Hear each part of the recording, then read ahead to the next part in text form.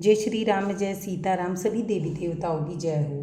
हम अपने रामायण का आगे का अध्याय शुरू करते हैं। कही सिय लखनी सकही सुनाई, श्री मुख तीरथ राज बढ़ाई। करी प्रणाम देखत बन बागा, कहत महात्म अति अनुरागा।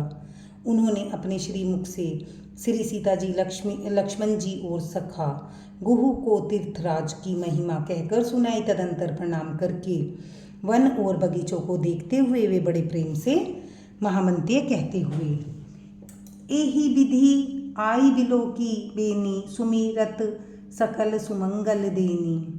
मुदित नाहि किन शिव सेवा, पूजी जधा विधि तीरथ देवा। इस प्रकार श्री राम ने आकर त्रिवेणी का दर्शन किया, जो स्मरण करने से ही सब सुंदर मंगलों को देने वाली है। फिर आनंद पूर्वक त्रिवेणी में स्नान करके शिव जी की सेवा और पूजा की और विधि पूर्वक तीर्थ देवताओं का पूजन किया। तब प्रभु भरद्वाज पही आए, करत दंडवत मुनि उर लाए। मुनि मद मोद न कछु कही जाए, ब्रह्मानंद राशि जनु पाए। स्नान पूजन और सब करके तब प्रभु श्री राम जी भरद्वाज जी के पास आए। उन्हें दंडवत करते हुए ही मुनि ने हृदय से लगा लिया। मुनि के मन में आनंद कुछ कहा नहीं जा सकता, मानो उन्हें ब्रह्मानंद की राशि मिल गई हो। दीन आशीष मुनीश उर अति, आनंदु अस जानी। लोचन गोचर सुकृत फल मनु, किया विधि आनी। मुनीश्वर भरद्वाज जी ने आशीर्वाद दिया। उनके हृदय में ऐसा जानकर अत्यंत आनंद हुआ कि आज विधाता ने श्री सीता जी और लक्ष्मण जी सहित प्रभु श्री रामचंद्र जी के दर्शन कराकर मानो हमारे संपूर्ण पुण्य के फल को लाकर आंखों के सामने रख दिया हो। कुशल प्रसन्न करी आसन दीने, पूजी प्रेम परिपूर्ण कीने। कंद मूल फल अंकुरनी के, दिए आनी मुनि मनहु अमी के। कुशल पूछकर मुनिराज ने उनको आसन दिए और प्रेम सहित पूजन करके उनको संतुष्ट कर दिया। मानो अमृत के ही बने हो ऐसे अच्छे अच्छे कंद मूल फल और अंकुर ला कर दिए। सिय लखन जन सहित सुहाए, अति रुचि राम मूल फल खाए।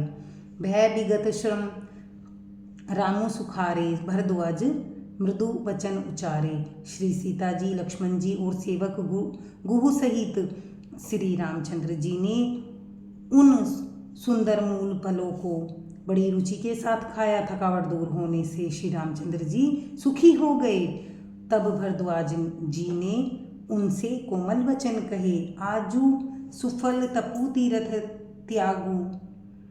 आजू सुफल जब जोग बिरागू, सफल सकल शुभ साधन साजू। राम तुम्ही अवलोकत आजू।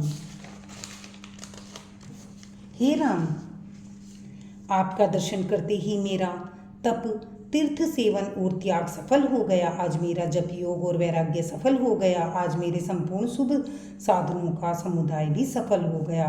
लाभ अवधि शुभ सुख अवधि न दूजी, तुम्हारे दरस आस सब पूजी सभी। अब करी कृपा देहूँ बर एहू, निज पद सरजिज सहज स्नेहू। लाभ की सीमा और सुख की सीमा प्रभु के दर्शन को छोड़कर दूसरी कुछ भी नहीं है। आपके दर्शन में मेरी सब आशाएं पूर्ण हो गई। अब कृपा करके यह वरदान कि दीजिए कि आपके चरण कमलों में मेरा स्वाभाविक ही प्रेम हो। कर्म वचन मन छाड़ी छलू, जब लगी चनु न तुम्हार। तब लगी सुखू सपने हूँ नहीं, किए कोटि उपचार। जब तक कर्म वचन और मन से छल छोड़कर मनुष्य आपका दास नहीं हो जाता, तब तक करोड़ों उपाय करने से स्वप्न में भी वह सुख नहीं पाता।